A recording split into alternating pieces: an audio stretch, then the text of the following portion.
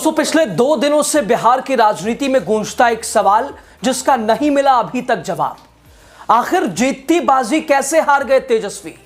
लालू से क्यों नहीं ली क्लास? देखिए कैसे हारी हुई बाजी जीत लेते थे लालू। फिर कैसे उन्होंने तेजस्वी को नहीं दिया टिप्स। क्या तेजस्वी ने ओवर कॉन्फिडेंस में गवा दिया ये मौका? आपको बता रहे हैं दोस्तों, बिहार की राजनीति में एक बार फिर वही सवाल गूंज रहा है। क्या वाकई राजनीति में अब वो चालाकी, अब वो पकड़, अब वो गेम चेंज करने की ताकत क्या नहीं बची? सिर्फ धोखे बचे हैं दोस्तों। जो कभी लालू प्रसाद यादव के पास जो नीति, जो रणनीति हुआ करती थी, क्योंकि जहां एक तरफ कहा जाता है कि लालू यादव हारी हुई बाजी को जीत लेते थे, तो दूसरी तरफ उनके बेटे, उनके उत्तराधिकारी तेजस्वी यादव 2015 से लगातार राजनीति में, लेकिन 15 से 26 बावजूद इसके अपनों को साध नहीं पाए, अपनों से लड़ नहीं पाए, मुख्यमंत्री का सपना देख रहे हैं। दोस्तों, राज्यसभा चुनाव में जो हुआ, जो कुछ हुआ, लगातार आपने देखा, समझा। जीत लगभग तय मानी जा रही थी महागठबंधन की एक सीट पर, अचानक हार में बदल गई। दूसरे नहीं, अपनों ने ही एक तरह से घात कर दिया। और इस हार ने सिर्फ एक सीट नहीं छीनी, बल्कि महागठबंधन की रणनीति छीनी, महागठबंधन की एकजुटता, सबसे बढ़कर नेतृत्व पर कई सवाल खड़े कर दिए। तो आखिर चूक कहां हुई? क्या ओवर कॉन्फिडेंस या अंदर खाने कोई बड़ा खेल? और कैसे लालू यादव हमेशा उन्होंने हारी हुई बाजी को अपने खाते में कर लिया, अपने हाथ में कर लिया, जीत में उसे बदल लिया, आपको बताएंगे। नमस्कार, स्वागत। द राजनीति बिहार का खास सेगमेंट आप देख रहे हैं, मैं हूं आपके साथ यासूब रजा। दोस्तों, राज्यसभा चुनाव और बिहार की राजनीति में बड़ा उलटफेर राज्यसभा चुनाव को ही लेकर। जहां जीत मानी जा रही थी, जय तय, वहीं हार ने दस्तक दे दी। और इस हार ने न सिर्फ एक सीट छीनी, बल्कि विपक्ष की रणनीति, नेतृत्व, दोनों के ऊपर सवाल खड़े कर दिया। राज्यसभा चुनाव 16 मार्च को हुआ है, 19-20 गुजरे हुए 3-4 दिन हो गए, लेकिन सवाल जो गूंज रहा है, तेजस्वी सोच में पड़े हैं। और अब तो खबर यह है कि बिहार छोड़ के निकल गए, फिर वैसे ही जैसे बिहार विधानसभा चुनाव के बाद हुआ। परिणाम आया, विदेश निकल गए 1 महीने 1.5 महीने के लिए। राज्यसभा चुनाव परिणाम आया, फिर इधर उधर दिखाई नहीं दे रहे हैं। दोस्तों, बिहार की राजनीति में एक बार फिर कूटनीति बनाम जल्दबाजी की कहानी सामने आ गई है। राज्यसभा चुनाव जहां नंबर गेम सब कुछ तय करता है, वहां आरजेडी पूरी तरह ध्वस्त। एनडीए ने चुपचाप खेला कर दिया, जीत अपने नाम कर ली। महागठबंधन को विधानसभा चुनाव के बाद अब राज्यसभा चुनाव में भी हार का मुंह देखना पड़ा। ऐसे में बड़ा सवाल, राजनीतिक रूप से लालू प्रसाद यादव और तेजस्वी यादव में अंतर क्या है? आमतौर पर लालू प्रसाद यादव वाला पद तो तेजस्वी यादव ने ले लिया, लेकिन क्या उनके लिए ये अग्नि परीक्षा, या उनके लिए ये कर पाना आसान, मुश्किल? दोस्तों, लालू प्रसाद यादव के बाद जब तेजस्वी को राष्ट्रीय कार्यकारिणी अध्यक्ष बनाया गया आरजेडी का, उनके सामने चुनौती थी, परिवार में बिखराव था, विधानसभा चुनाव की हार थी। लेकिन जहां वो विधानसभा, एक तरह से विधायक दल के नेता बनने को तैयार नहीं थे, पार्टी के राष्ट्रीय कार्यकारी अध्यक्ष बन गए।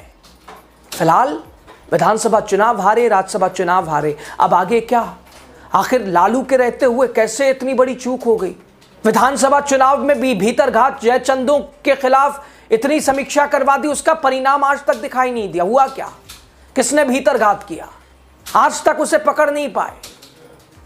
और शायद इसीलिए उनकी बहन कहती रही, आसपास ही ऐसे लोगों को बिठा रखा है, ये हाल नहीं होगा तो कैसा हाल होगा? पिता की बात नहीं मानेंगे तो क्या होगा? दोस्तों, इसका जवाब जमीन आसमान का, यानी तेजस्वी और लालू प्रसाद यादव की राजनीतिक रूप से अगर देखा जाए तो, अगर समझें तो तेजस्वी और लालू में आसमान जमीन का फर्क। लालू यादव हारे हुए चुनाव को जीतने का एक तरह से मादा रखते थे, तेजस्वी यादव जीता हुआ चुनाव हार जाते हैं। राज्यसभा चुनाव में जीती हुई बाजी तेजस्वी के हाथ में थी। विधानसभा चुनाव में एंटी इनकम्बेंसी, पूरा माहौल विपक्ष के फेवर में था, बावजूद इसके परिणाम निराशाजनक।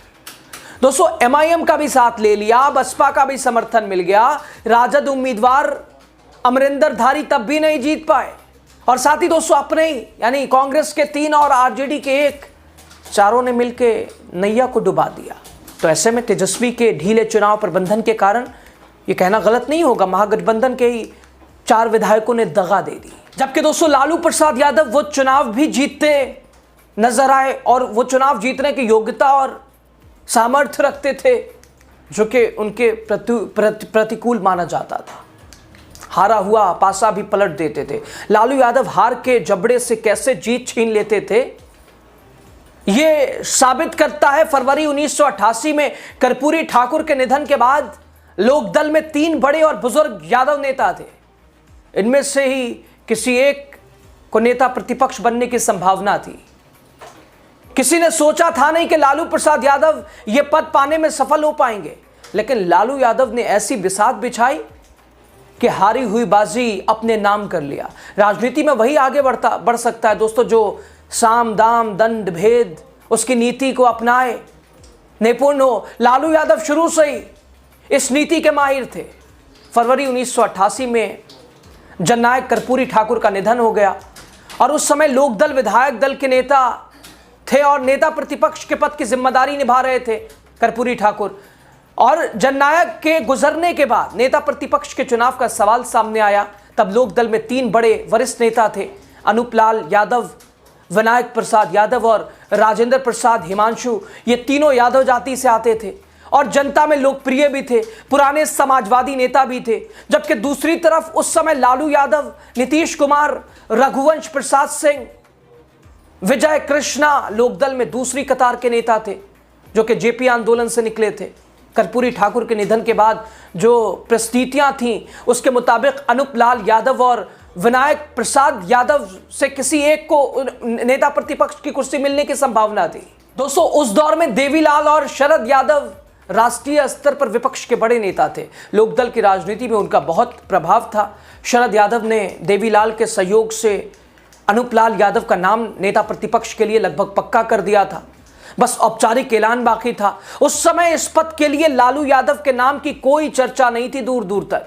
इस मोड़ पर किसी अन्य का दावा पेश करना असंभव को संभव करना जैसा था। लेकिन इसके बावजूद लालू यादव ने इस पद को पाने के लिए जोड़ तोड़ शुरू कर दी। नीतीश कुमार और शिवानंद तिवारी जेपी आंदोलन के समय से ही लालू यादव के दोस्त थे। लालू यादव से नीतीश कुमार और शिवानंद तिवारी ने से मदद मांगी, लेकिन लालू यादव के लिए नेता प्रतिपक्ष के पद पर पहुंचना आसान नहीं था। कर्पूरी ठाकुर के निधन के 1 साल के बाद और 1 साल तक बिहार विधान सभा में नेता प्रतिपक्ष का पद रिक्त रहा। इस दौरान बिहार लोकदल में उठापटक की राजनीति चरम पर थी। कोई दूसरा नेता रहा होता तो हिम्मत हार जाता, लेकिन झुझारूपन ही लालू प्रसाद यादव की सबसे बड़ी ताकत थी। वो अपने अभियान में लगे रहे। लालू यादव जाति के विधायक भी लालू यादव का विरोध कर रहे थे यहां तक, लेकिन नीतीश कुमार और शिवानंद तिवारी ने सवर्ण और अति पिछड़ा विधायकों को एकजुट करके लालू यादव के पक्ष में बहुमत जुटा लिया। आखिरकार लालू यादव ने वरिष्ठ नेता अनूप लाल यादव को पछाड़ दिया।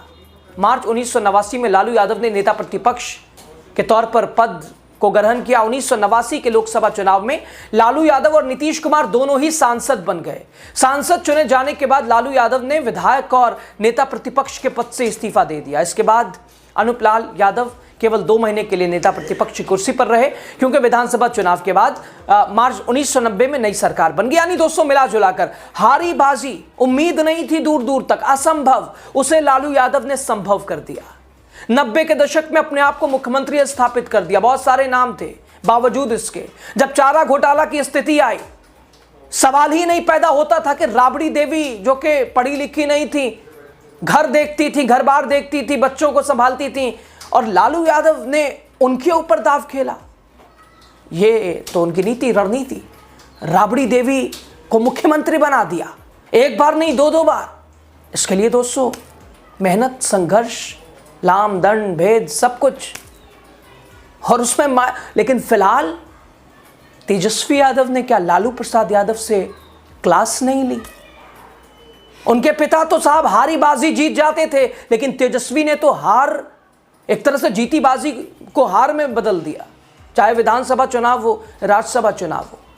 अब इसे आप किस नज़रिए से देखते हैं, आप पे छोड़ते हैं, आपकी राय ज़रूर बताइएगा।